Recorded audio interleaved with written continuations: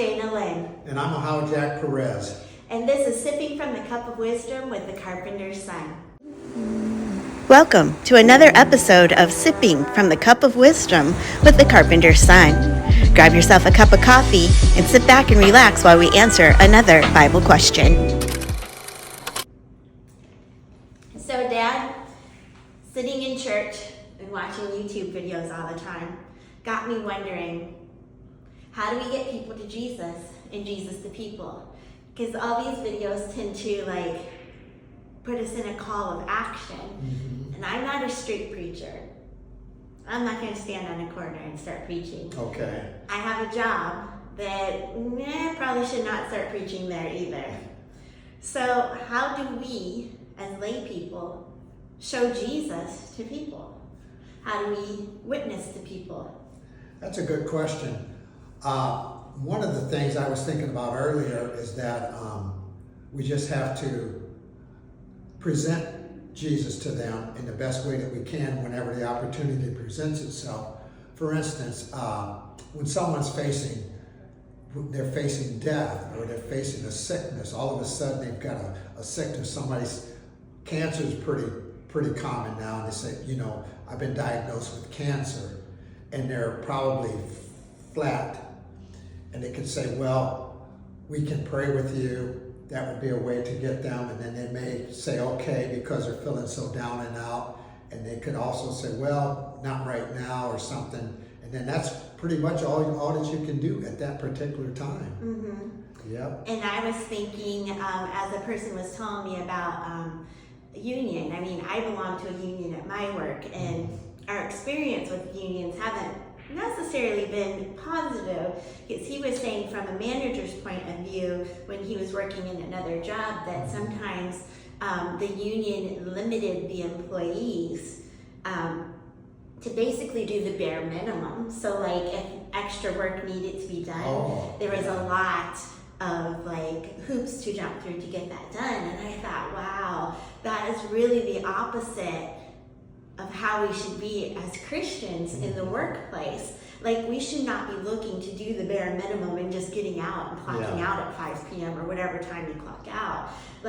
We should always want to go above and beyond, and if they need extra done, we should be that person that steps up and does that. We should be the person that's hey, do you have anything extra? Let me help you with that. Yeah. And just be present, be there for that person, and do it without grumbling and without complaining. Those things, because everybody else is acting this way, and Jesus calls us to be different. And so how can we be different? It is different than being used and abused. We're not talking about being a rug, but when applicable, why not? Why not go above and beyond and step up? That's true. And that's the way we should be as Christians. And there's a good story in the Bible about that. It was basically a guy was hired at 8 o'clock in the morning, and they said, I'll give you a certain amount of money. Another guy was hired at noon, and he said, I'll give you a certain amount of money. And then the guy comes in at 4 o'clock, and he works an hour to 5. At the end of the day, he gives them all the same amount of money, and they're really upset about this, which kind of points to the day we live in. And they go to the master and they say, hey master, we all worked all day and we all got the same amount of money. The last guy only worked an hour and he got the same as we did. And the wise guy said, did you get what he promised to you? And that's kind of the way you have to look at it. It's not always going to be fair. Why did the guy get that? We don't know, but did you get what he promised to you from the beginning? And then that's why we start all of these different movements. It's not fair, it's not whatever. Where the one guy in the morning could have said, is there any way I could get more money? I need more money or something. And the guy might have very well said, yes, you can. Right. So the burden is kind of on us. But he waited till the end of the day to have a fit, because would he have been happy if he would have got the same, or if the guy wouldn't have got anything? Who knows? I mean, and that 8 o'clock person could have very well got less because when Yeah. the farmer went to pass out the payment, That's right. he could have been like, yeah, you clocked in at 8 Yeah. o'clock, but you took 2 coffee breaks Yeah. that lasted 2 hours. Yeah, You only did this much work. that's true. And you know, you sat around and you talked to this guy and you talked to that guy, so you actually only did 15 minutes of work, so I'm giving you $1. Yeah, that's- you know, so like we want what's fair, but Yeah. but do we? Do we Yeah. really?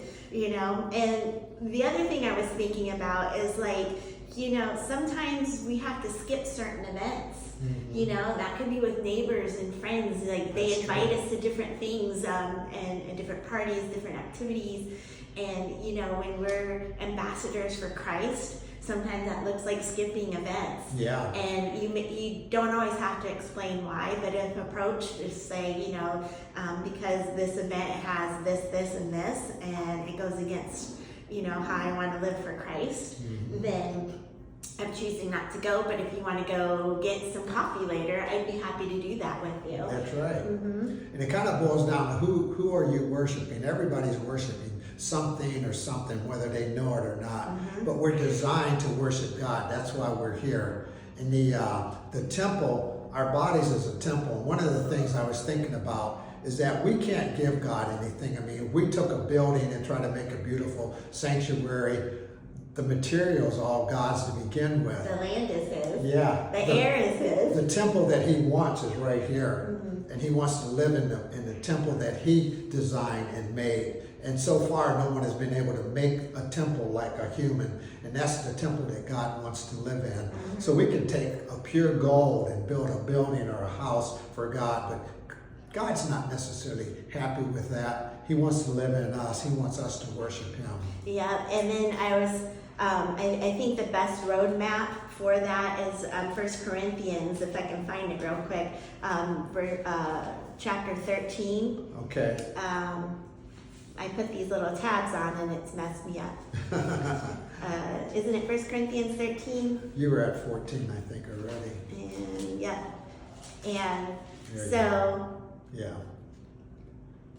if I speak in the tongues of men and angels, but I have not love, Yeah. I am only a resounding gong or a clanging cymbal. Yeah. If I have the gift of prophecy and can fathom all mysteries and all knowledge, and if I have faith that can move mountains, but I have no love, I am nothing. If I give all I possess to the poor and surrender my body to the flames, but have not love, I gain nothing. So God is love. Therefore, Jesus is love. So I have interchanged the words of this Bible to read what I would assume would be more correctly. And instead of saying love is patient, I say Jesus is patient. Jesus is kind. Jesus does not envy. He doesn't boast. He is not proud. He is not rude. He is not self-seeking. He is not easily angered. He keeps no record of wrongs. Jesus does not delight in evil, but rejoices with truth. And Jesus always protects, and He's always trustful, and He always hopes, and He always preserves. Mhm. So if I need a roadmap and an example Yeah. on how to live like Jesus and witness that to other people, then I need to love. I need to be patient. So when other people are Yeah. grumbling about customers or their boss or whatever, or their neighbor, then I need to remember to show love, because that's what Jesus would do. And so when you need to know how Yeah. to bring people to Jesus, Yeah. use this roadmap. That's a great example. Yeah. That's a great example. And we would like to encourage you to read the Bible for yourself. I know a lot of different religions don't encourage you to do that, but you should. The high priest now is Jesus Christ. There's no one between us. He gets us to God, and that's what the way you want to do it. So And what translation is best? The one that you can understand. And we have several copies of different translations because we're always going back and forth. So, yeah, it helps you to understand it. yeah. So sometimes you just show people to Jesus, and that's how you witness, and other times you use words. That's right. Thank you so much for joining us today. Sipping from the Cup of Wisdom is a production of That Titus 2 Life. Got a Bible question? Email us at thattitus2life@gmail.com. Follow us on YouTube, TikTok, and Facebook.